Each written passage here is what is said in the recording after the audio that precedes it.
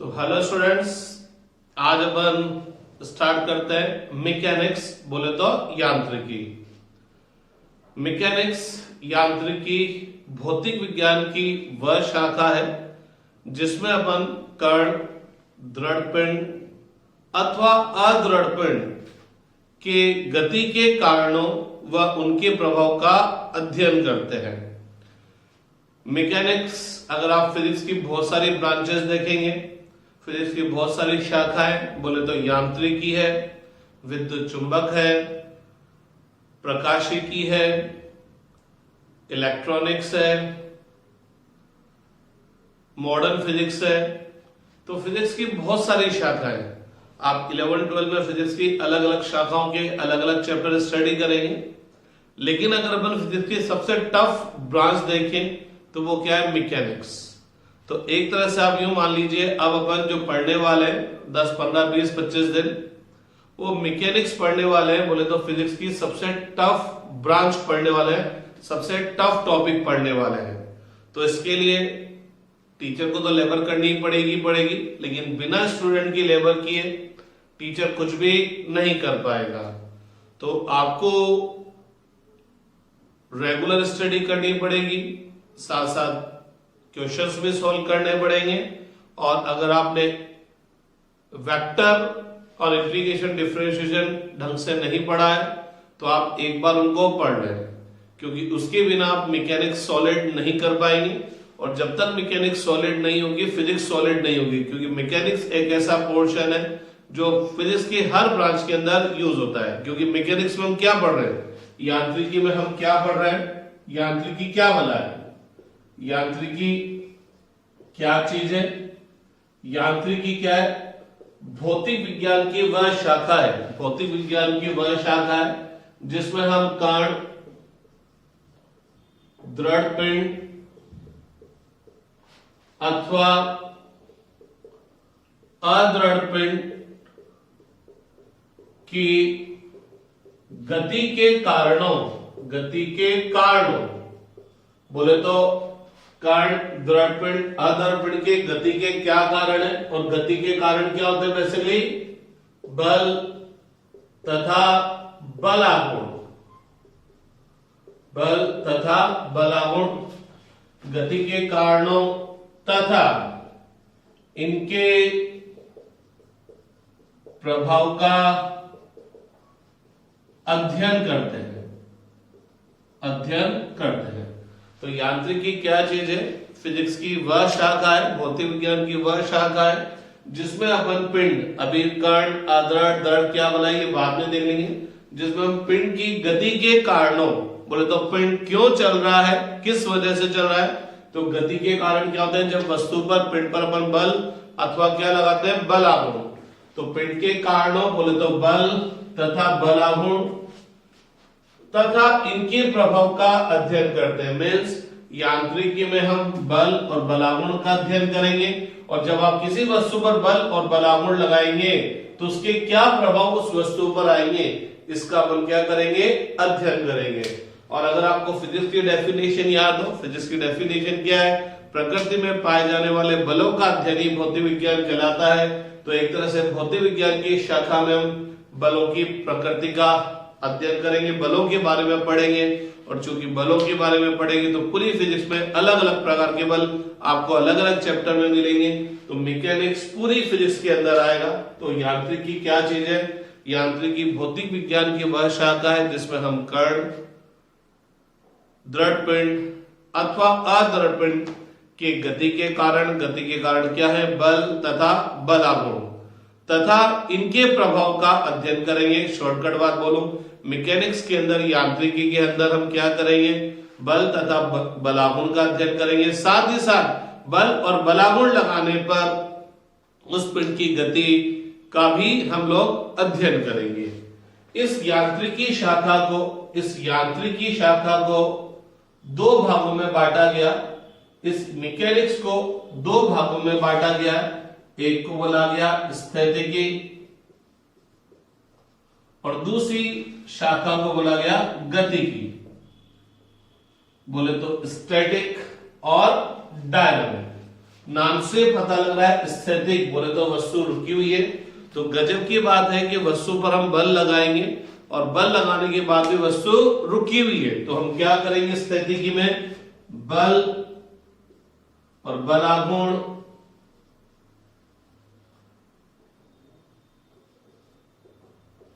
तथा रुकी हुई वस्तु में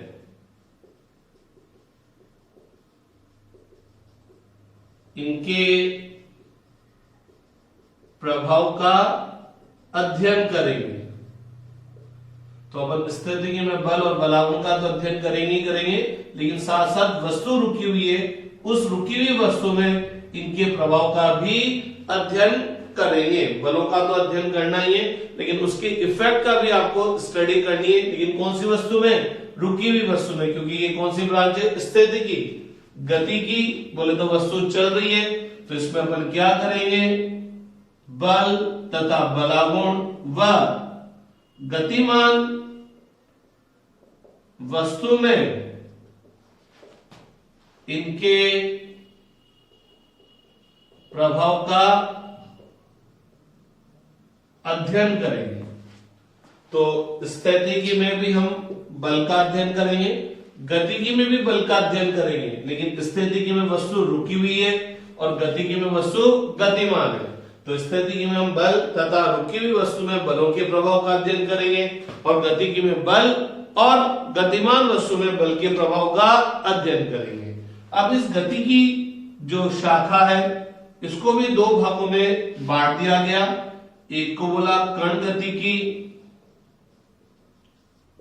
और एक को बोला गति विज्ञान। गति विज्ञान, तो भैया लोगों इस गति की शाखा को भी, इस गति की शाखा को भी दो भागों में बांट दिया गया। एक को बोला गया कण गति की और एक को बोला गया गति विज्ञान। तो गतिकी में हम क्या करेंगे, बल और गतिमान वस्तु में बल के प्रभाव का अध्ययन करेंगे। तो इस चीज को दो पार्ट में डिवाइड कर दिया गया। एक पार्ट में तो हम क्या करेंगे, केवल गति का अध्ययन करेंगे, बलों का अध्ययन नहीं करेंगे, और एक पार्ट में हम केवल क्या करेंगे, बल का अध्ययन करेंगे। मैं समझिएगा, तो कण गतिकी में हम क्या करेंगे, कारण जाने बिना कण की गति का अध्ययन करेंगे। कारण जाने बिना मीन्स क्यों ये चल रही है, क्यों ये तेज चलने लगी, क्यों ये धीरे चलने लगी, तो वो क्यों जो वाला वर्ड है हमको पता नहीं है। हम तो बस ये देखेंगे ये तेज चलने लगी तो क्या होगा, ये धीरे चलने लगी तो ये क्या होगा, इसका किसी समय पर वेग क्या होगा, विस्थापन क्या होगा। बोले तो प्योर केवल अपन गति का अध्ययन करेंगे। क्यों ये सीधी सीधी चलते हुए मुड़ गई, क्यों इसका वेग बढ़ गया, क्यों इसका वेग घट गया, तो हम कारण का अध्ययन नहीं करेंगे। कारण जाने बिना केवल कण की गति का अध्ययन करेंगे। मीन्स अपन ये देखेंगे कि इस कण को यहां से यहां तक जाने में कितना टाइम लगा, जब कण यहां पर पहुंच जाएगा तो इसका वेग क्या होगा, त्वरण क्या होगा, विस्थापन क्या होगा, इन सब का अध्ययन करेंगे। अब वो ऐसे क्यों चल रहा है, क्यों उसका वेग बढ़ जाता है, क्यों घट जाता है, क्यों वेग की दिशा बदल जाती है, उसका अध्ययन अपन कण गतिकी में नहीं करेंगे। तो उसका अध्ययन किसमें करेंगे, गति विज्ञान में। तो गति विज्ञान में क्या करेंगे, गति कारकों का गति कारक बोले तो बल तथा बलागुण का अध्ययन करेंगे। बल तथा बलागुण का अध्ययन करेंगे। तो गौर फरमाइएगा, यांत्रिकी में हम क्या करेंगे, बल तथा बलागुण व उनके प्रभाव का अध्ययन करेंगे।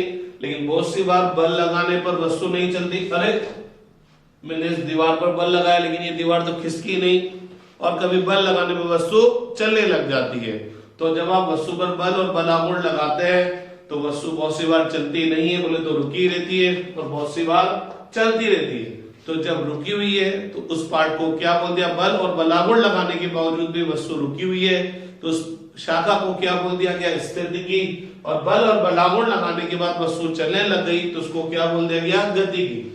तो स्थितिकी में हम क्या करेंगे, बल और बल के प्रभाव का अध्ययन करेंगे। कौन सी वस्तु में, रुकी हुई वस्तु में। और गतिकी में हम क्या करेंगे, बल और बल के प्रभाव का अध्ययन करेंगे। कौन सी वस्तु में, गतिमान वस्तु में। अब फिर इस गतिकी को दो भागों में बांट दिया गया, एक कण गतिकी और एक गति विज्ञान। कण गतिकी में हम कारण जाने बिना केवल गति का अध्ययन करेंगे और गति विज्ञान में हम गति कारकों का अर्थात बल और बलागुण का अध्ययन करेंगे। तो ये अब अगले 15-20 दिन ये मैकेनिक्स से पढ़ने वाले अपन। अभी हाल फिलहाल जो अपना चैप्टर चलेगा, एक वी में गति, द्विवी में गति, उसमें हम लोग इसका अध्ययन करेंगे। फिर अपना नेक्स्ट चैप्टर आएगा बल व गति के नियम का, उसमें अपन इस चीज का अध्ययन करेंगे और इसके साथ साथ उसमें हम इसका भी अध्ययन करेंगे, क्योंकि बलों का अध्ययन करना है। लेकिन बलों के अध्ययन में भी दो पॉइंट हो गए, एक तो जब रुकी हुई है और एक जब चल रही है। क्योंकि स्थितिकी में हम बल और बल के प्रभाव का अध्ययन करेंगे जब वस्तु रुकी है।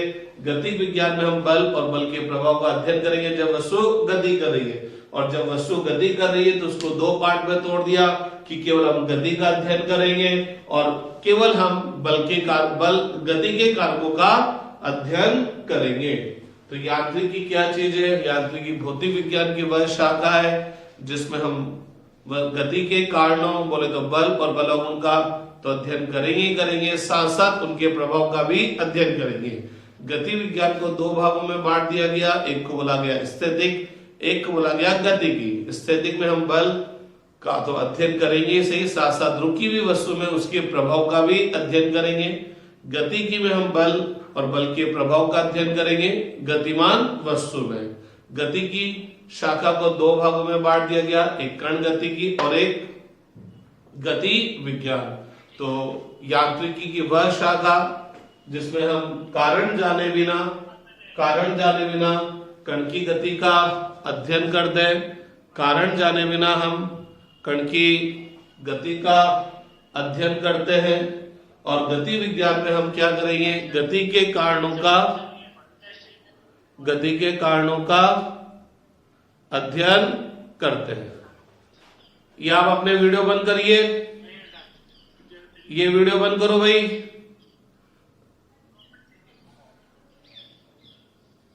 राहुल वीडियो बंद करो बेटा, वीडियो स्टॉप करिए राहुल। हाँ ठीक है भाई, क्लियर।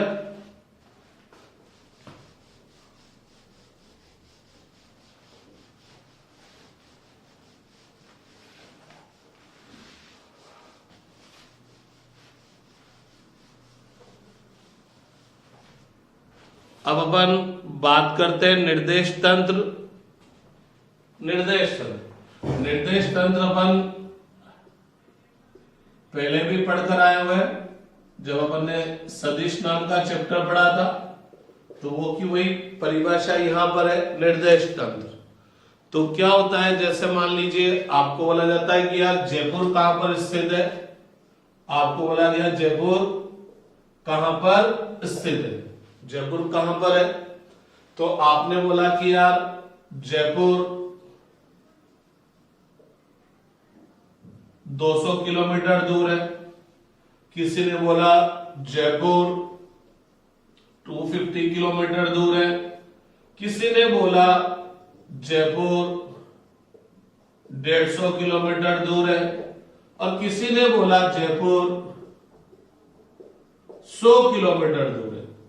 तो बेसिकली अपन जयपुर की स्थिति बता रहे हैं कि जयपुर कहां पर है, लेकिन एक बंदा है बोलता है कि जयपुर तो यार 200 किलोमीटर है, लेकिन एक बंदा है जो बोलता है जयपुर 250 किलोमीटर है, एक और बोलता है 150 किलोमीटर है, एक बोलता है 100 किलोमीटर है। तो भैया जयपुर ही है, लेकिन अलग अलग व्यक्ति जयपुर क्या बोल रहे हैं, अलग अलग दूरी पर बोल रहे हैं। क्यों बोल रहे हैं, क्योंकि जो बंदा बोल रहा है कि जयपुर 200 किलोमीटर दूर है, लेकिन वो एक शब्द खा गया क्या, कि जयपुर बूंदी से 200 किलोमीटर दूर है।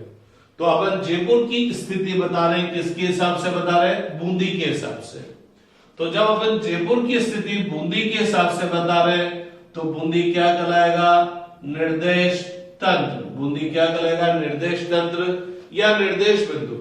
जो बोलता है कि यार जयपुर 250 किलोमीटर दूर है, लेकिन वो एक शब्द खा गया कि ये जयपुर कोटा से 250 किलोमीटर दूर है, क्योंकि वो बंदा कोटा का होगा और उससे पूछा यार कोटा जयपुर कितना दूर है, तो उसके दिमाग में एक बात रहेगी कि यार ये कहां से पूछा होगा, कोटा से तो पूछा होगा, तो वो डायरेक्ट बस केवल ये बोल देता है कि जयपुर 250 किलोमीटर दूर है। लेकिन जबकि उसको बोलना चाहिए जयपुर कोटा से 250 किलोमीटर दूर है, क्योंकि जयपुर की अलग अलग जगह से दूरी क्या होगी, अलग अलग होगी। तो जब हम कोटा से बात कर रहे हैं तो कोटा क्या बन जाएगा, निर्देश तंत्र बन जाएगा।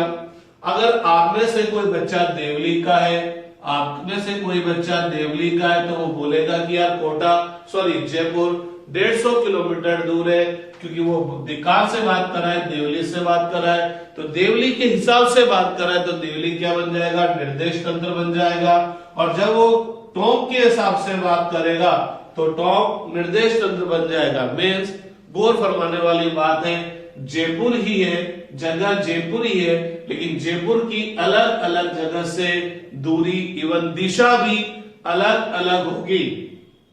तो अगर आपको जयपुर की स्थिति बतानी है तो आपको सबसे पहले बात करना पड़ेगा, मैं बोलूं जयपुर कहां पर है, तो आप सबसे पहले मेरे से प्रश्न पूछेंगे सर कहां के हिसाब से बताएं।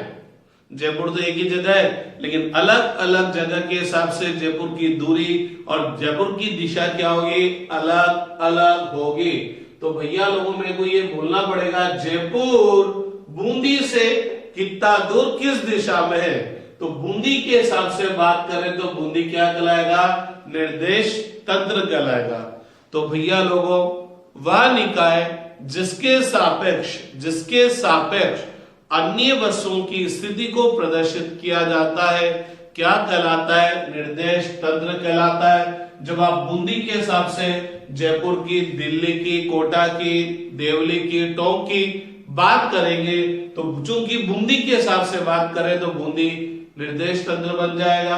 अगर आप कोटा के हिसाब से देखेंगे, कोटा से जयपुर कितना दूर है, दिल्ली कितना दूर है, बूंदी कितना दूर है, दौसा कितनी दूर है, तो कोटा निर्देश तंत्र बन जाएगा। कुल मिलाकर अगर आपको किसी भी चीज की स्थिति बतानी है तो सबसे पहले आपको चूज करना पड़ेगा क्या, निर्देश तंत्र। मीन्स जब मेरे को जयपुर की दूरी बतानी है तो जब तक मैं ये नहीं बोलूंगा कहां से बात करूं, किसके हिसाब से बताऊं, तब तक आप जयपुर की दूरी नहीं बता सकते, क्योंकि जयपुर की अलग अलग जगह के सापेक्ष दूरी क्या होगी, अलग अलग होगी।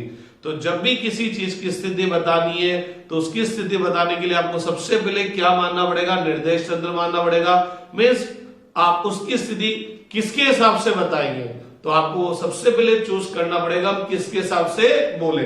तो वह निकाय जिसके सापेक्ष अन्य वस्तुओं की स्थिति को प्रदर्शित किया जाता है क्या कहलाता है, निर्देश तंत्र कहलाता है। फिजिक्स में सामान्यतः या तो पृथ्वी को निर्देश तंत्र लिया जाता है या फिर कार्तिकीय निर्देश तंत्र को निर्देश तंत्र लिया जाता है। तो फिजिक्स में या तो सामान्यतः हम पृथ्वी के हिसाब से बोलते हैं या फिर किसके हिसाब से बोलते हैं, कार्तिकीय निर्देश तंत्र, कार्तिकीय निर्देश तंत्र। तो फिजिक्स में हम लोग सामान्यतः किसी भी चीज की स्थिति बताने के लिए हम क्या यूज करते हैं, कार्तिकीय निर्देश तंत्र। आप सब जानते हैं कार्तिकीय निर्देश तंत्र में क्या होते हैं, 3 परस्पर लंबवत अक्ष होते हैं। कार्तिकीय निर्देश तंत्र में क्या होते हैं, 3 परस्पर लंबवत अक्ष, OX अक्ष, OY अक्ष और OZ अक्ष होते हैं। मीन्स OX अक्ष, OY अक्ष एक दूसरे के लंबवत, OY अक्ष, OZ एक दूसरे के लंबवत और OX और OZ भी एक दूसरे के लंबवत होते हैं। तो ध्यान रखिएगा कार्तिकीय निर्देश तंत्र में तीनों अक्ष एक दूसरे के लंबवत होते हैं। तो अगर मैं इस बोर्ड पर एक रेखा खींच दूं और इस रेखा को X अक्ष बोल दूं, अब इसके लंबवत रेखा इसी बोर्ड पर खींच दूं, इसी बोर्ड का मतलब जिसमें X अक्ष खींचा हुआ है, तो इस अक्ष को मैंने क्या बोल दिया, Y अक्ष। तो भैया लोगों एक्स अक्ष वाई अक्ष तो एक दूसरे के लंबवत है इसे, लेकिन जेड अक्ष एक्स के भी लंबवत है और वाई के भी लंबवत है। तो आप सब जानते हैं कि जेड अक्ष एक्स के भी लंबवत है, वाई के भी लंबवत है, तो जेड अक्ष इस बोर्ड के ही लंबवत होगा, क्योंकि जेड अक्ष जब इस बोर्ड के लंबवत होगा तभी जाकर जेड अक्ष एक्स और वाई दोनों के लंबवत होगा। बोले तो जेड अक्ष बेसिकली इस बोर्ड के तल के लंबवत है। बाहर की तरफ दिशा लेंगे तो धनात्मक जेड अक्ष और अंदर की तरफ दिशा लेंगे तो ऋणात्मक जेड अक्ष। तो ध्यान रखिएगा, अगर एक्स अक्ष और वाई अक्ष दोनों बोर्ड पर है तो जेड अक्ष इस बोर्ड के तल के लंबवत होगा, अर्थात उस तल के लंबवत होगा जिसमें एक्स और वाई दोनों स्थित है। तो जेड अक्ष बोर्ड के तल के लंबवत है। तो आप सब जानते हैं, जैसे मैं ये रेखा खींचूंगा तो ये खिंचती ही नहीं है, क्यों? क्योंकि यहां पर मेरे पास कोई सतह नहीं है, तो ये लाइट हवा में जाती है, तो जेड अक्ष हम बोर्ड पर शो नहीं कर पाते, लेकिन हमको इसको बोर्ड पर शो करना है, दिखाना है, तो हम जेड अक्ष को बोर्ड पर कुछ ऐसे बना देते हैं। लेकिन ध्यान रहे, जेड अक्ष बोर्ड पर नहीं है, क्योंकि अगर जेड अक्ष बोर्ड पर होता तो ये एक्स अक्ष और वाई अक्ष के लंबवत नहीं आता, जबकि जेड अक्ष एक्स अक्ष और वाई अक्ष दोनों के लंबवत है। तो ध्यान रखिएगा, एक्चुअल में जेड अक्ष इधर नहीं है, जेड अक्ष बोर्ड के तल के लंबवत है, ये धनात्मक जेड और अंदर की तरफ जाएंगे तो ऋणात्मक जेड। इन तीनों अक्षों का कटान बिंदु क्या कहलाएगा? क्या कहलाएगा? मूल बिंदु। इन तीनों अक्षों का कटान बिंदु क्या कहलाएगा? मूल बिंदु। और हम जब भी कार्तीय निर्देश तंत्र के हिसाब से किसी वस्तु की स्थिति बताते हैं तो वो किसके हिसाब से बताते हैं? मूल बिंदु के हिसाब से बताते हैं। किसके हिसाब से बताते हैं? मूल बिंदु के हिसाब से बताते हैं। हम ये देखना चाहते हैं कि वह बिंदु इस मूल बिंदु के सापेक्ष कितना दूर है और किस दिशा में स्थित है। अगर कोई सदिश एक्स अक्ष की तरफ है तो दिशा देने के लिए हम एकांक सदिश यूज करते हैं आई कैप।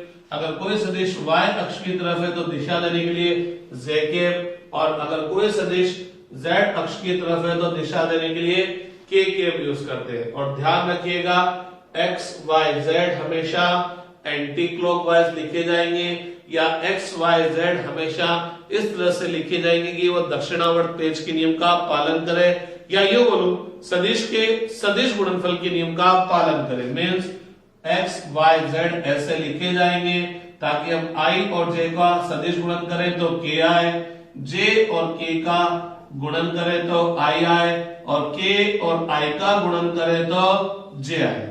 मैं ये बहुत आगे की बात आपको बोल गया। अपने लेवल पे तो हमेशा x ये होगा, y होगा और ये z होगा, लेकिन जब आप आईडी नीट एग्जाम देंगे तो जरूरी नहीं कि इसको x, इसको y, इसको z बोले।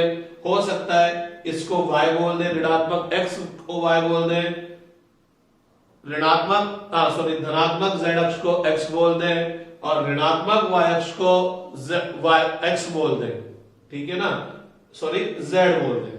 हो सकता है ऋणात्मक x को y बोल दे, हो सकता है धनात्मक x अक्ष को y बोल दे, और ऋणात्मक y अक्ष को z बोल दे।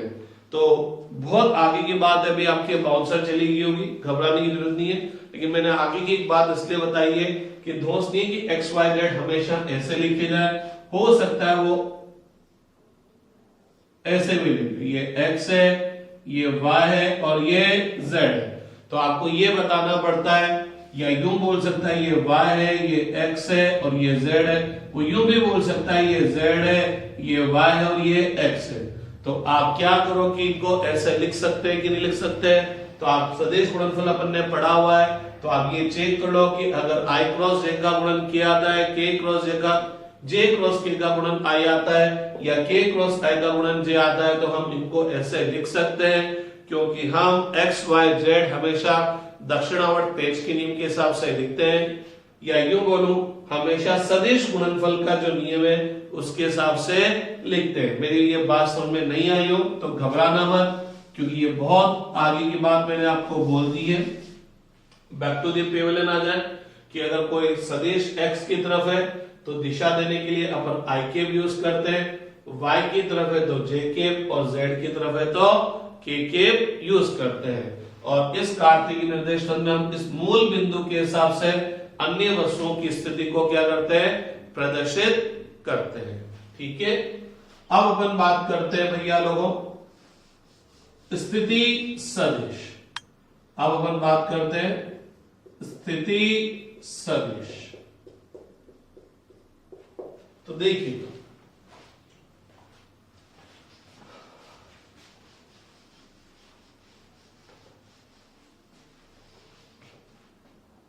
स्थिति सदिश नाम से पता लग रहा है एक ऐसा सदिश जो क्या करेगा, स्थिति को बताएगा। तो स्थिति को बताएगा, किसी वस्तु या किसी बिंदु की स्थिति को बताएगा। लेकिन जब भी हम किसी वस्तु या बिंदु की स्थिति को बताते हैं तो हमेशा किसी न किसी अन्य बिंदु के सापेक्ष या अन्य वस्तु के सापेक्ष बताते हैं। जैसे अभी थोड़ी देर पहले अपन को जयपुर की स्थिति बतानी थी, तो आपको जयपुर की स्थिति या तो बूंदी के हिसाब से बोलनी पड़ेगी, या कोटा के हिसाब से, या दौसा के हिसाब से, या देवली के हिसाब से। अर्थात जयपुर की स्थिति बतानी है तो आपको चूज करना पड़ेगा निर्देश बिंदु, मूल बिंदु चूज करना पड़ेगा, किसके हिसाब से बात करें। तो स्थिति सदिश क्या होगा, एक ऐसा सदिश होगा जो किसी वस्तु की किसी अन्य बिंदु के सापेक्ष स्थिति को प्रदर्शित करेगा। तो स्थिति सदिश क्या है भैया, एक ऐसा सदिश है जो किसी बिंदु की किसी अन्य बिंदु के सापेक्ष स्थिति को प्रदर्शित करता है।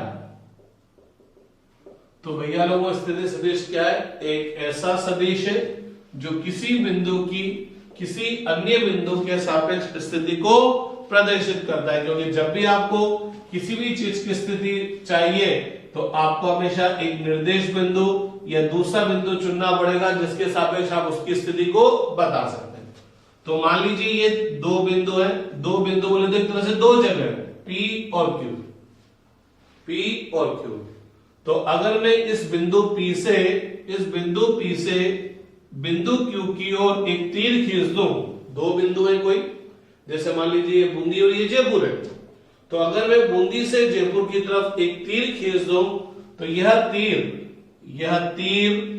क्या कहलाएगा, Q का P के सापेक्ष स्थिति सदिश, Q का P के सापेक्ष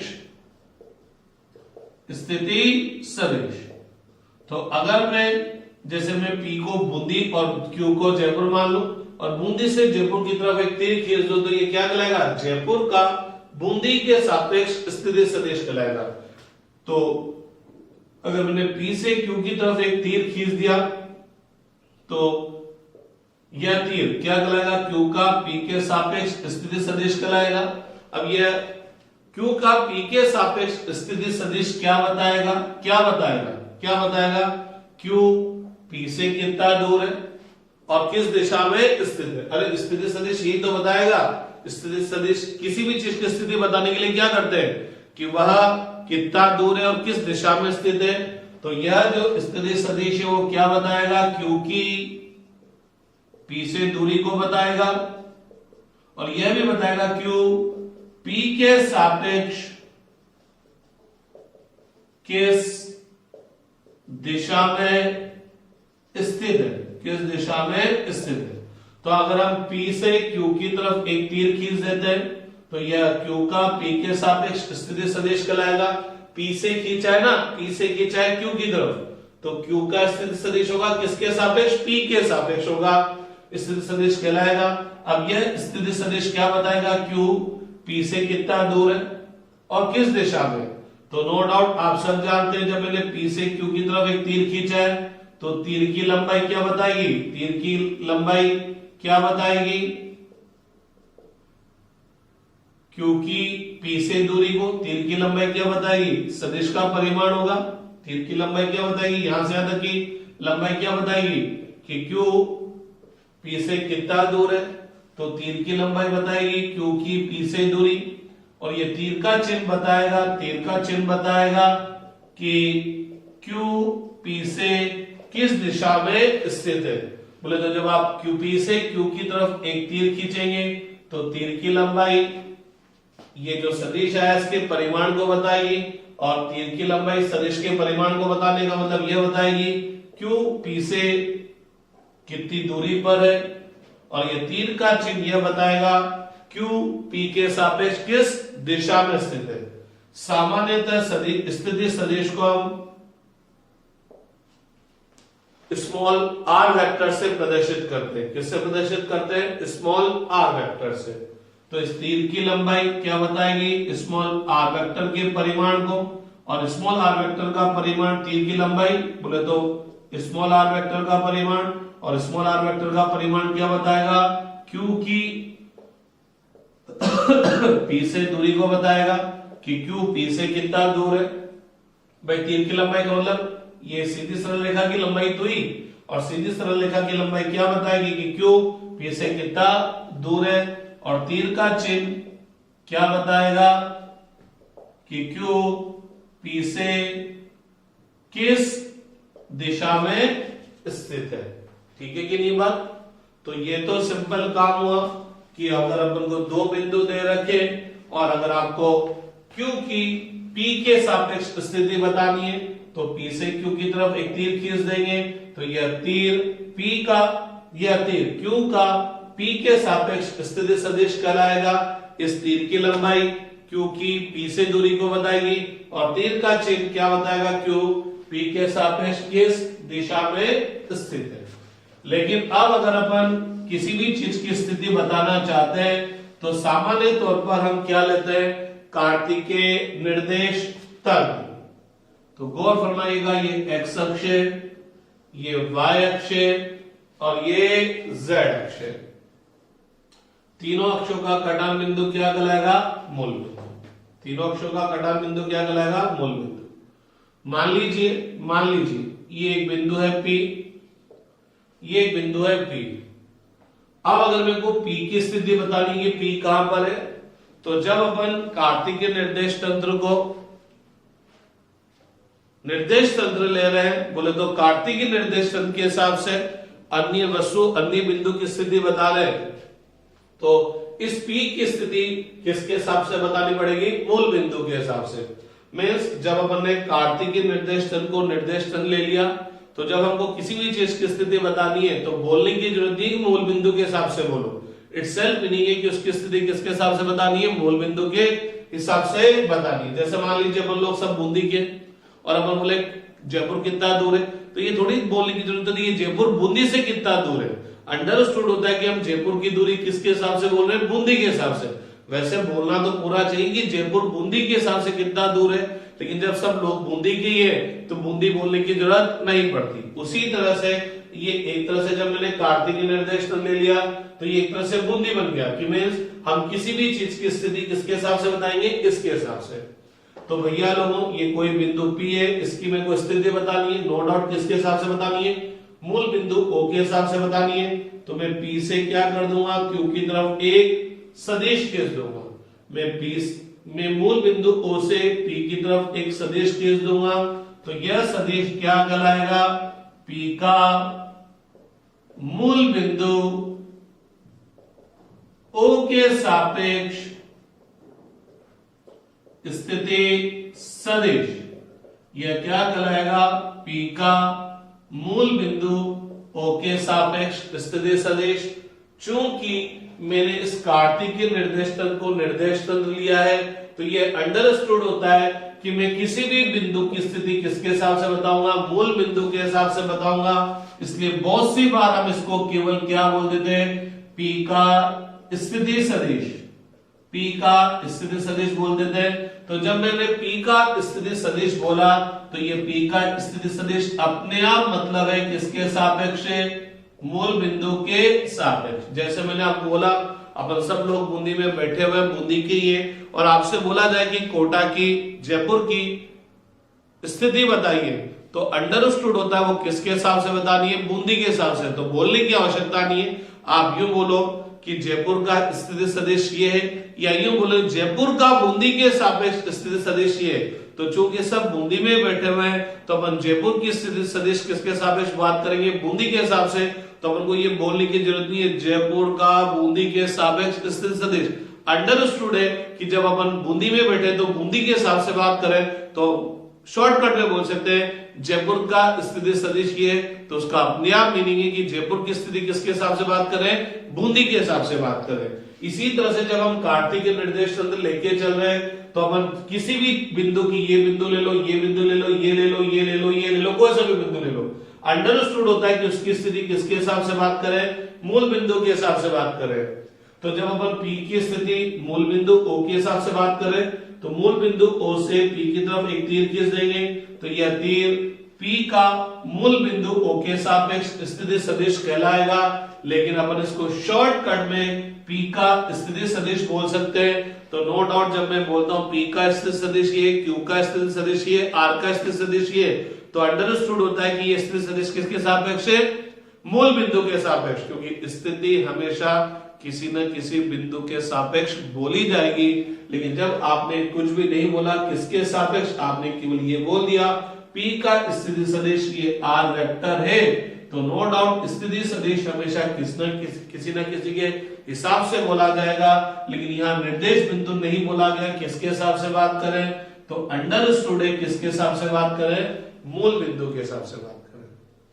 तो भैया लोगों स्थिति सदिश क्या कहलाएगा, स्थिति सदिश क्या होगा कि एक ऐसा सदिश है जो किसी बिंदु की किसी अन्य बिंदु के सापेक्ष स्थिति को प्रदर्शित करता है।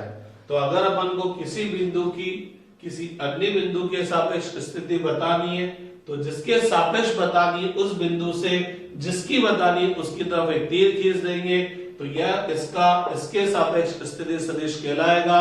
और जिसके सापेक्ष बात करें अगर वो मूल बिंदु ही है तो आपको केवल क्या कहना है कि इसका स्थिति सदिश। लेकिन एक बात मेरे को याद आती है कि बचपन में हम पहले भी बिंदुओं की स्थिति को प्रदर्शित कर चुके हैं। हम बचपन में किसी बिंदु की किसी अन्य बिंदु के सापेक्ष स्थिति को प्रदर्शित कर चुके हैं, लेकिन वो प्रदर्शित करने का तरीका था निर्देशांक। हम जब किसी बिंदु के निर्देशांक बोलते हैं तो हम उस बिंदु की किसी अन्य बिंदु के सापेक्ष स्थिति को प्रदर्शित करते हैं। समझिएगा, जैसे मान लीजिए ये x अक्ष है और ये y अक्ष है, और आपसे बोला जाता है कि एक बिंदु P है जिसके निर्देशांक 4,3 है। एक बिंदु P है जिसके निर्देशांक 4,3 है, उस बिंदु को प्रदर्शित कीजिए। तो अपन एक तरह से क्या कर रहे हैं, इस बिंदु P की स्थिति को बता रहे हैं, लेकिन वो किसके हिसाब से बता रहे हैं, निर्देशांकों के हिसाब से बता रहे हैं। और एक और बात, जब अपन बोलते हैं कि एक बिंदु P के निर्देशांक 4,3 है, बताइए P कहां पर होगा, या P को लोकेट कीजिए, स्थिति बताइए। तो नो डाउट P के निर्देशांक 4,3 है तो P की स्थिति बताइए। अरे स्थिति हमेशा किसी बिंदु के सापेक्ष बोली जाएगी, लेकिन जब हम P के निर्देशांक 4,3 है तो इसका अपने आप मतलब है कि ये P के निर्देशांक किसके सापेक्ष है, मूल बिंदु के सापेक्ष। अपन कभी भी नहीं बोलते कि P के मूल बिंदु O के सापेक्ष निर्देशांक 4,3 है, हम डायरेक्ट बोल देते हैं कि P के निर्देशांक 4,3 है, P को बताइए P कहां पर है। तो बेसिकली पूरी लैंग्वेज होगी P का मूल बिंदु के सापेक्ष निर्देशांक 4,3 है, क्योंकि इस P के अलग अलग बिंदु के सापेक्ष निर्देशांक अलग अलग होंगे। अभी देखते हैं कैसे। तो जब आपको बोला गया P के निर्देशांक 4,3 है तो अंडरस्टूड है कि ये निर्देशांक किसके सापेक्ष है, मूल बिंदु के सापेक्ष। तो अपन P की स्थिति बताने के लिए क्या करते हैं, मूल बिंदु से चलते x निर्देशांक 4 है तो x दिशा में चलेंगे 4 मीटर, x दिशा में चले 4 मीटर, फिर क्या करेंगे y दिशा में चलेंगे 3 मीटर। तो अपन यहां पर पहुंच गए, तो यही बिंदु P है जिसके निर्देशांक 4,3 है। 4,3 का मतलब मूल बिंदु से x में चलो 4 और y में चलो 3, तो अपन ने P की स्थिति को दिखा दिया। लेकिन अगर मैं इस P के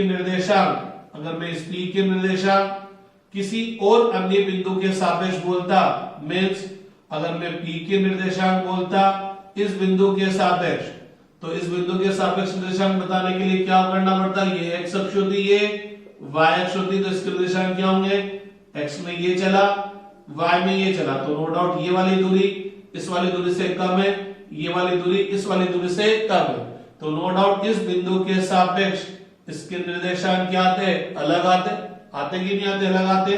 तो भैया लोगों स्थिति निर्देशांक हमेशा किसी न किसी के सापेक्ष होंगे, जब तक भी कुछ भी नहीं बोला जाएगा ये निर्देशांक किसके सापेक्ष लिए जाएंगे, मूल बिंदु के सापेक्ष लिए जाएंगे। तो अब एक बात आती है क्या, एक बात आती है क्या कि निर्देशांक क्या बताते हैं, निर्देशांक क्या बताते हैं, बिंदु की स्थिति बताते हैं, और स्थिति सदिश भी, स्थिति सदिश भी क्या बताता है, बिंदु की स्थिति को बताता है। तो गजब की बात क्या है, निर्देशांक भी स्थिति को बताते हैं। अपन बचपन में 8th 9th 10th में निर्देशांकों की सहायता से बिंदु की स्थिति बताते थे। ये x अक्ष, ये y अक्ष आपको बोलता है कि एक बिंदु बताओ जिसके निर्देशांक 4, -5 हो, तो आप खटाखट बता देते थे, मूल बिंदु से चलते थे 4, धनात्मक x अक्ष में, फिर ऋणात्मक x में -5 चलते थे, तो आप बोल देता ये वह बिंदु है जिसके निर्देशांक क्या है, 4, -5, या यूं बोलो, यूं बोलना चाहिए ये वह बिंदु है जिसके मूल बिंदु के सापेक्ष निर्देशांक 4, -5 है। लेकिन जैसा मैंने बोला कि जब मूल बिंदु के हिसाब से बात करते हैं तो मूल बिंदु बोल के इसके सापेक्ष बोलने की जरूरत नहीं पड़ती, अपन शॉर्टकट में बोल देते कि इस बिंदु के निर्देशांक 4, 5 है। तो अपन क्या करते हैं, निर्देशांकों की सहायता से भी किसी बिंदु की स्थिति बताते हैं, और स्थिति सदिश की सहायता से भी किसी बिंदु की स्थिति बताते हैं। तो निर्देशांक और स्थिति सदिश दोनों एक ही तो काम करें, दोनों क्या करें, किसी बिंदु की किसी अन्य बिंदु के सापेक्ष स्थिति को प्रदर्शित कर रहे हैं। तो इसका मतलब इस निर्देशांक और इस स्थिति सदिश में कोई ना कोई संबंध होना चाहिए। तो अब अपन क्या करेंगे, निर्देशांक और स्थिति सदिश के मध्य संबंध देखेंगे, क्योंकि दोनों एक ही काम करें, और जब दोनों एक ही काम कर रहे हैं, ये निर्देशांक के हिसाब से स्थिति बता रहा है और ये सदिश के हिसाब से स्थिति बता रहा है, तो जब दोनों एक ही काम कर रहे हैं तो दोनों के बीच में कोई ना कोई संबंध होना चाहिए। तो समझने की कोशिश करिए। मान लीजिए ये x अक्ष और ये y अक्ष। अभी मैं केवल द्विविमीय की बात करूंगा। द्विविमीय का मतलब जिसमें केवल दो ही लंबवत अक्ष है, क्योंकि द्विविमीय समझ लेंगे तो त्रिविमीय अपने आप समझ में आ जाएगा। ठीक, ये मूल बिंदु है O, ये एक बिंदु है P जिसके निर्देशांक 4, 3, जिसके निर्देशांक 4, 3 है। 4, 3 होने का मतलब इस बिंदु पर पहुंचने के लिए मूल बिंदु O से x में चलना पड़ेगा, कितना चलना पड़ेगा, 4 मीटर, फिर y अक्ष में चलना कितना पड़ेगा, 3 मीटर। तो अब अपने आप इस बिंदु पर पहुंच जाएंगे। अब अगर मेरे को इस बिंदु P का O के सापेक्ष स्थिति सदिश बताना है, तो P का O के सापेक्ष स्थिति सदिश बताने के लिए मैं क्या करूंगा, O से P की तरफ एक सदिश खींच दूंगा, R वेक्टर। ये R वेक्टर क्या करेगा, P का O के सापेक्ष स्थिति सदिश। ये R वेक्टर क्या कहलाएगा, P का O के सापेक्ष स्थिति सदिश। अब यदि मैं इस स्थिति सदिश को तोड़ दूं, वियोजित कर दूं, बोले तो घटक ले लूं। जब भी मैं सदिश को तोड़ूंगा, घटक लूंगा, हमेशा दो लंबवत दिशाओं में लूंगा। तो अगर मैं इस R वेक्टर के x और y दिशा में घटक लेना चाहता हूं, तो R वेक्टर के प्रारंभिक बिंदु से x दिशा और y दिशा बना दी, तो पहले बनी हुई है। अब क्या करूंगा, अंतिम बिंदु से x अक्ष पर लंब डालूंगा और अंतिम बिंदु से y अक्ष पर लंब डालूंगा। तो सदिश के प्रारंभिक बिंदु से लंब का जो फुट पॉइंट आएगा, यहां पर R वेक्टर का x दिशा में घटक आएगा। सदिश के प्रारंभिक बिंदु से लंब का जो फुट पॉइंट आएगा y दिशा में, ये R का y दिशा में घटक आएगा। तो R वेक्टर को मैंने तोड़ दिया RX वेक्टर और RY वेक्टर में। बोले तो मेरा R वेक्टर इन दोनों से मिलकर बना है, अर्थात इन दोनों को जोड़ दूं तो R वेक्टर आ जाएगा। इस RX वेक्टर को मैं क्या लिख सकता हूं, RX I कैप, और RY वेक्टर को RY J कैप। आप सब जानते हैं किसी भी सदिश को प्रदर्शित करने के लिए दो बातों का ज्ञान होना आवश्यक है, परिमाण और दिशा। आर एक्स वेक्टर का परिमाण तो सिंपल आर एक्स से लिख दिया। दिशा देने के लिए क्या यूज करेंगे, एकांक सदिश। तो आर एक्स वेक्टर की दिशा एक्स अक्ष की तरफ है तो ये आई के। आर वाई वेक्टर का परिमाण तो सिंपल आर वाई हो गया, लेकिन आर वाई वेक्टर में परिमाण के साथ साथ दिशा भी आएगी, तो दिशा बता देने के लिए एकांक सदिश जे के।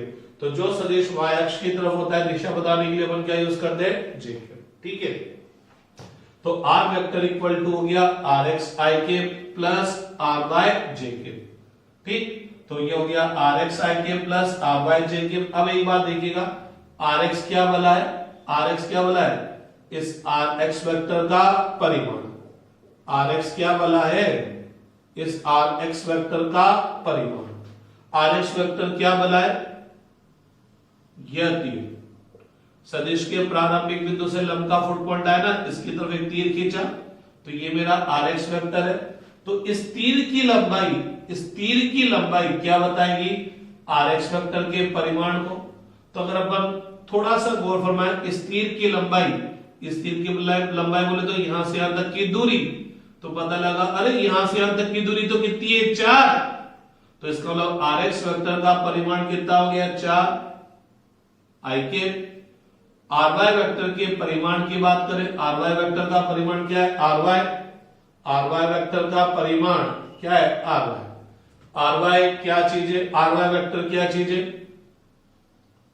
ये आपका आर वाई वेक्टर है। तो आप सब जानते हैं तीर की लंबाई क्या बताएगी, सदिश के परिमाण को, अर्थात आर वाई वेक्टर के परिमाण को बोले तो आर वाई को बताएगी। इस तीर की लंबाई, इस तीर की लंबाई यहां से यहां तक की लंबाई, अरे ये लंबाई, ये तो लंबाई है, तो यहां से यहां तक की लंबाई कितनी है, 3। इसका मतलब यहां से यहां तक की लंबाई भी कितनी है, 3 मीटर। तो इस आर वाई वेक्टर का परिमाण, इस आर वाई वेक्टर का परिमाण कितना हुआ, 3। आर वाई वेक्टर की दिशा किधर की तरफ है, जे की तरफ। तो ये आर वाई वेक्टर का परिमाण हो गया 3, दिशा जे की तरफ है। तो पता लगा मैंने इस सदिश को क्या कर दिया, इसके निर्देशांकों के रूप में प्रदर्शित कर दिया। अरे ये आर वेक्टर क्या चीज है, आर वेक्टर क्या चीज है, पी का ओ के सापेक्ष स्थिति सदिश, पी का ओ के सापेक्ष स्थिति सदिश। और ये 4,3 क्या है, पी के ओ के सापेक्ष निर्देशांक। मींस यह स्थिति सदिश और ये निर्देशांक दोनों पी के हैं, किसके सापेक्ष है, ओ के सापेक्ष। तो आपने क्या करा, इस स्थिति सदिश को इसके निर्देशांकों के रूप में प्रदर्शित कर दिया। तो पी का ओ के सापेक्ष स्थिति सदिश, स्थिति सदिश जिसको मैं सिंपल बोल सकता हूं पी का स्थिति सदिश। तो पी का स्थिति सदिश क्या हुआ, आर वेक्टर बराबर, आर वेक्टर बराबर क्या हुआ, पी का ओ के सापेक्ष एक्स निर्देशांक, पी का ओ के सापेक्ष एक्स निर्देशांक आई के प्लस पी का ओ के सापेक्ष वाई निर्देशांक जे के। या यूं बोलूं, आर वेक्टर का एक्स दिशा में घटक प्लस आर वेक्टर का वाई दिशा में घटक। और आर वेक्टर का जो एक्स दिशा में घटक आया, आर वेक्टर का एक्स दिशा में जो घटक आया, इसका परिमाण क्या है, 4 मीटर। बोले तो एक्स निर्देशांक, ये तो परिमाण हुआ दिशा के लिए आई के। और इस आर वेक्टर का वाई दिशा में जो घटक आया, इसका परिमाण कितना है, 3 मीटर। तो आर वाई वेक्टर का परिमाण तो 3, दिशा जे के। तो अगर मैं बोलूं इसके निर्देशांक x, y है, अगर p के निर्देशांक x, y है, तो इस p का मूल बिंदु के सापेक्ष स्थित सदिश क्या होगा, एक्स आई के प्लस वाई जे के। आप दिमाग में बिठाओ, आर वेक्टर क्या होगा, R X vector plus R Y vector. R X vector का परिमाण क्या होगा, एक्स निर्देशांक, ये आई के दिशा आ गई। आर वाई वेक्टर का परिमाण क्या होगा, वाई निर्देशांक, और ये दिशा आ गई जे के। तो ये अगर मेरे को सदिश किसी बिंदु के निर्देशांक दे रखे हैं, तो मैं उस बिंदु के स्थिति सदिश को इसके निर्देशांकों में कैसे लिख सकता हूं। लेकिन ध्यान रहे, ये निर्देशांक और ये स्थिति सदिश एक ही बिंदु के सापेक्ष होने चाहिए। बोले तो p के निर्देशांक मूल बिंदु के सापेक्ष है, तो P का स्थिर सदिश भी किसके सापेक्ष होना चाहिए? मूल बिंदु के सापेक्ष। तो R वेक्टर इक्वल टू क्या हो जाएगा? xi के प्लस yj के। थोड़ी सी हवा में बात कर लूं तो मान लीजिए ये z अक्ष है, ये z अक्ष है और ये एक बिंदु है, ये एक बिंदु है ये जिसके निर्देशांक 4, 3, 5 है। बोले तो इस बिंदु पर जाने के लिए x अक्ष में 4, y में 3 और z में कितना चलना पड़ रहा है? 5 चलना पड़ रहा है। तो अगर मैं इस बिंदु का मूल बिंदु के सापेक्ष स्थिर सदिश देखूंगा तो क्या आएगा? मूल बिंदु से इस बिंदु की तरफ एक तीर खींच दूंगा तो यह तीर क्या कहलाएगा? P का या इस बिंदु का O के सापेक्ष स्थिर सदिश। तो अगर मैं इस R वेक्टर को x में, y में और z में तोड़ूंगा तो इसका R वेक्टर जो घटक आएगा वो Rx वेक्टर, y वाला घटक जो आएगा वो Ry वेक्टर और z वाला जो घटक आएगा Rz वेक्टर।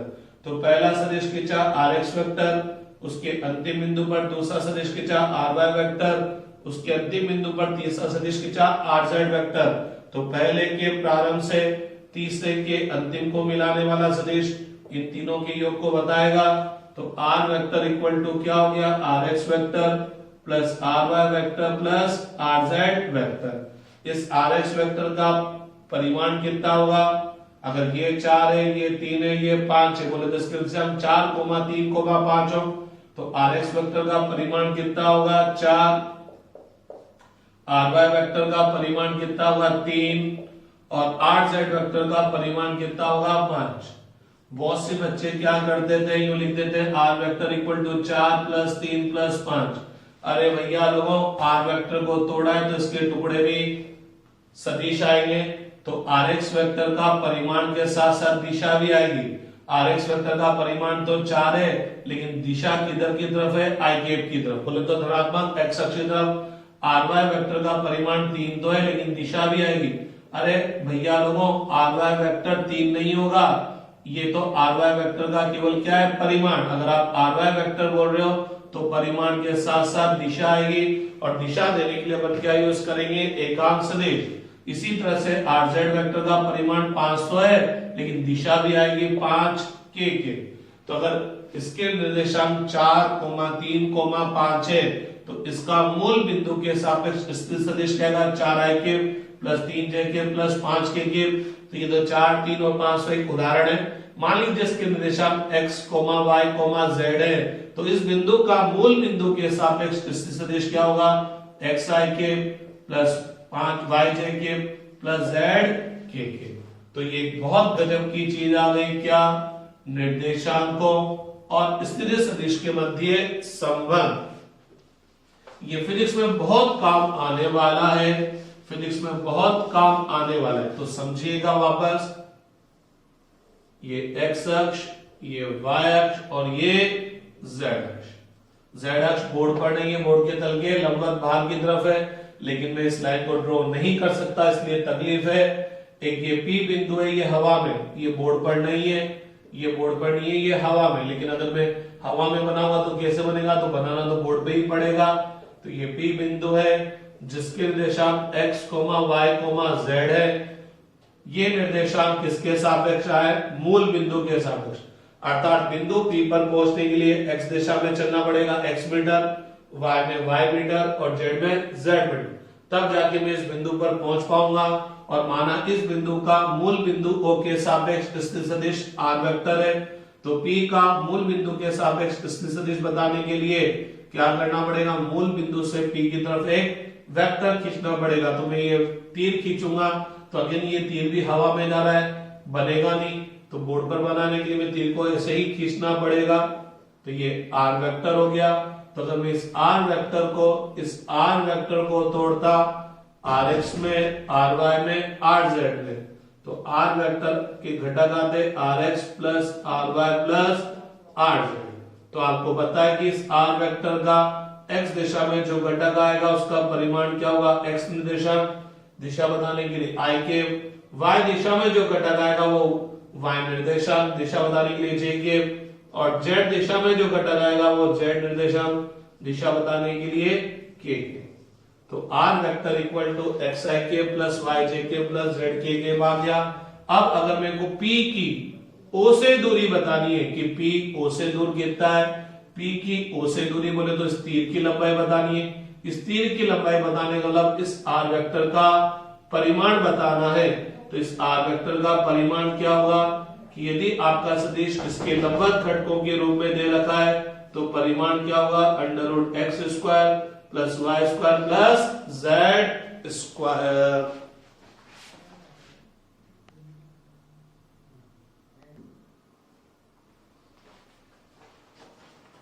तो अगर किसी बिंदु P के मूल बिंदु O के सापेक्ष निर्देशांक x, y, z है तो P का मूल बिंदु के सापेक्ष सदिश क्या होगा, xi के प्लस वाई जे के प्लस जेड के। बोले तो r वेक्टर का x दिशा में जो घटक आएगा उसका परिमाण क्या होगा, x निर्देशांक, y दिशा में जो घटक आएगा उसका परिमाण y निर्देशांक और z दिशा में जो घटक आएगा उसका परिमाण z निर्देशांक।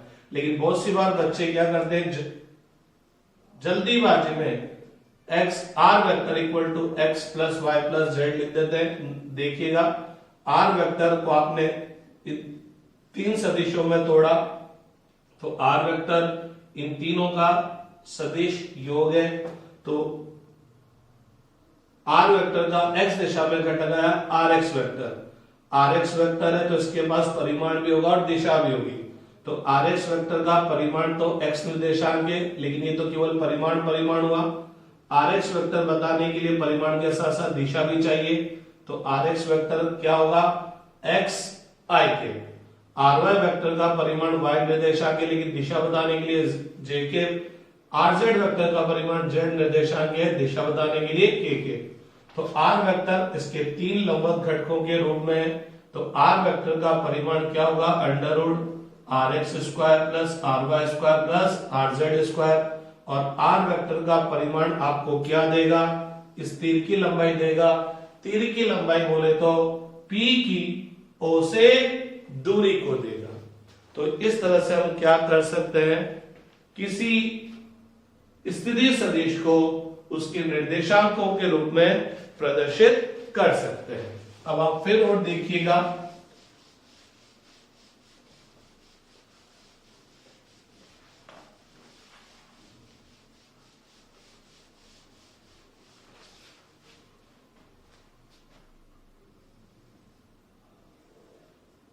ये x है, ये y है और ये z। ठीक है, मान लीजिए ये दो बिंदु है P और Q, इनके निर्देशांक x1 y1 z1 और इसके x2 y2 z2 है। मैंने बोला इनके निर्देशांक, तो नो डाउट ये निर्देशांक किसी न किसी के सापेक्ष होंगे, ये निर्देशांक किसी न किसी के सापेक्ष होंगे। तो जब तक कुछ भी नहीं बोला जाएगा ये निर्देशांक किसके सापेक्ष है, मूल बिंदु के सापेक्ष।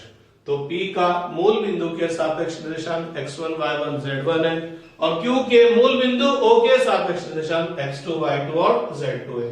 माना कि P का स्थिति सदिश r1 वेक्टर है, तो जब मैंने ये नहीं बोला किसके सापेक्ष, तो अंडरस्टूड है मूल बिंदु के सापेक्ष। तो मैं मूल बिंदु से P की तरफ क्या कर दूंगा, एक तीर खींच दूंगा। तो यह तीर क्या बताएगा, P का मूल बिंदु के सापेक्ष स्थिति सदिश बताएगा। माना कि Q का मूल बिंदु के सापेक्ष स्थिति सदिश r2 वेक्टर है, तो मूल बिंदु O से Q की तरफ एक सदिश खींच दूंगा, तीर खींच दूंगा। तो यह क्या बताएगा, Q का मूल बिंदु O के सापेक्ष स्थिति सदिश। तो x1 y1 z1 P का O के सापेक्ष निर्देशांक है और यह r वेक्टर P का O के सापेक्ष स्थिति सदिश है। तो यह स्थिति सदिश और ये निर्देशांक दोनों क्या कर रहे हैं, P की O के सापेक्ष स्थिति को बता रहे हैं। तो इनके मध्य कोई ना कोई संबंध होना चाहिए। तो आपको पता है कि यदि निर्देशांक x y z हो तो स्थिति सदिश क्या होगा, xi के प्लस yj के प्लस z के। तो अगर P के मूल बिंदु O के सापेक्ष निर्देशांक x1 y1 z1 है तो P का मूल बिंदु O के सापेक्ष स्थिति सदिश इसके निर्देशांकों के रूप में क्या होगा, x1 i के प्लस y1 j के प्लस Z1 K के। इसी तरह से Q का O के सापेक्ष निर्देशांक x2 y2 z2 है, तो Q का O के सापेक्ष स्थिति सदिश इसके निर्देशांकों के रूप में क्या होगा, x2 i के प्लस y2 j के प्लस z2 k के। तो भैया लोगों r1 वेक्टर और r2 वेक्टर P और Q के मूल बिंदु के सापेक्ष स्थिति सदिश है। लेकिन अगर मैं Q का P के सापेक्ष स्थिति सदिश चाहता हूं, स्थिति सदिश, तो अब की बार मैं Q का स्थिति सदिश किसके सापेक्ष चाहता हूं, P के सापेक्ष। तो Q का P के सापेक्ष स्थिति सदिश प्राप्त करने के लिए मेरे को क्या करना पड़ेगा, P से Q की तरफ एक तीर खींचना पड़ेगा। तो यह तीर Q का P के सापेक्ष स्थिति सदिश कहलाएगा। और अगर अपन यहां पर देखें तो यहां त्रिभुज बन रहा है और त्रिभुज नियम बोलता है, क्या बोलता है, पहला सदिश खींचा उसके अंतिम बिंदु पर दूसरा सदिश खींचा, तो पहले के प्रारंभ से दूसरे के अंतिम को मिलाने वाला सदिश इन दोनों के योग को बताएगा। अर्थात r2 वेक्टर किसके बराबर होगा, r1 vector plus r vector के। तो r वेक्टर किसके बराबर होगा, r2 vector minus r1 vector के। और अगर आपको सदिशों के वियोजन की, सदिशों के व्यवकलन की दूसरी विधि याद हो कि अगर हम एक सदिश के अंतिम बिंदु से दूसरे सदिश के अंतिम बिंदु की तरफ एक सदिश खींचते हैं, तो यह सदिश क्या बताएगा, इस सदिश और इस सदिश के अंतर को बताएगा। तो r वेक्टर क्या बताएगा, r2 vector minus r1 vector. तो इसका मतलब एक तरह से क्या हुआ, Q का P के सापेक्ष स्थिति सदिश क्या हुआ, Q का P के सापेक्ष स्थिति सदिश क्या हुआ, Q का स्थिति सदिश माइनस P का स्थिति सदिश। r2 वेक्टर क्या है, r2 वेक्टर क्या है, Q का मूल बिंदु O के सापेक्ष स्थिति सदिश, और r1 वेक्टर क्या है, P का मूल बिंदु O के सापेक्ष स्थिति सदिश। तो अपन बोल सकते हैं r वेक्टर क्या बना हुई, Q का मूल बिंदु O के सापेक्ष स्थिति सदिश, और r1 वेक्टर क्या है, P का मूल बिंदु O के सापेक्ष स्थिति सदिश। तो अगर हमको Q और P के मूल बिंदु के सापेक्ष स्थिति सदिश दे रखे हैं, और अगर हम Q का P के सापेक्ष स्थिति सदिश निकालना चाहते हैं, तो Q का P के सापेक्ष स्थिति सदिश क्या होगा, Q का स्थिति सदिश माइनस P का स्थिति सदिश। तो r वेक्टर इक्वल टू क्या हो गया, r2 वेक्टर क्या है हो रहा, x2 i के प्लस y2 j के प्लस z2 k के माइनस r1 वेक्टर क्या रहा, ये रहा। तो ये क्या हो जाएगा, x1 i के प्लस y1 j के प्लस z1 k के। तो ये बाहर माइनस है तो अंदर के साइन क्या हो जाएंगे, चेंज हो जाएंगे। इसमें से और इसमें से i क्यूब क्या आ गया कॉमन, तो r vector equal to x2 minus x1 i cube, इन दोनों में से क्या कॉमन आ गया, j क्यूब, तो y2 minus y1 j cube, इन दोनों में से क्या कॉमन आ गया, k क्यूब, तो z2 minus z1 k cube. तो यह आ जाएगा Q का P के सापेक्ष स्थिति सदिश। लेकिन ध्यान रखिएगा P और Q के जो ये निर्देशांक दे रखे हैं वो मूल बिंदु O के सापेक्ष दे रखे हैं, बोले तो इन दोनों का जो स्थिति सदिश आ रहा है वो एक पर्टिकुलर सेम बिंदु के सापेक्ष आ रहा है। मींस P का स्थिति सदिश भी O के सापेक्ष है और Q का स्थिति सदिश भी O के सापेक्ष। बोले तो r1 वेक्टर और r2 वेक्टर P और Q के स्थिति सदिश है किसके सापेक्ष, O के सापेक्ष।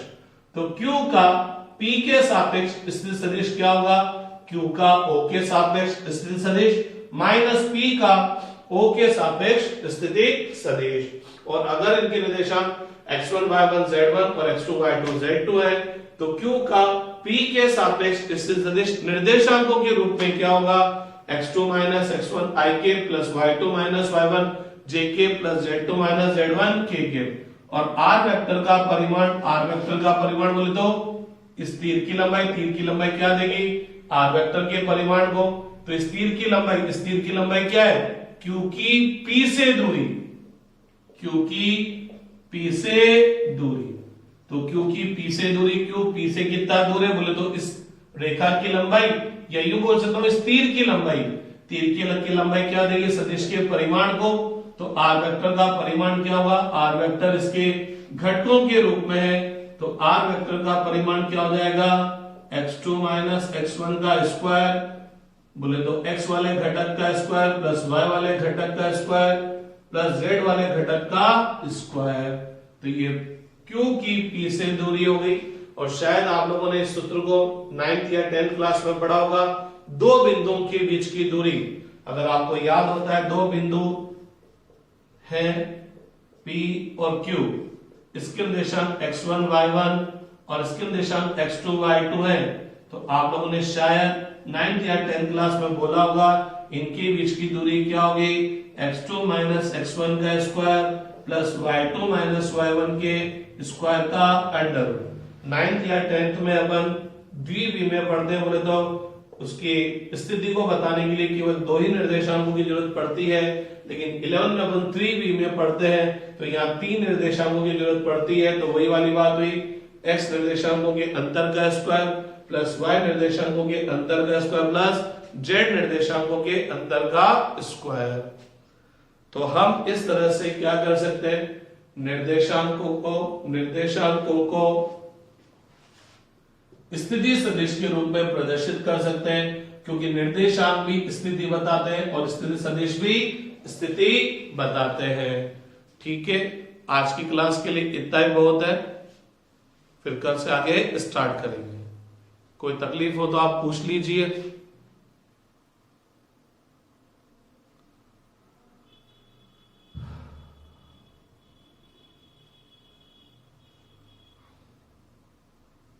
कोई प्रॉब्लम?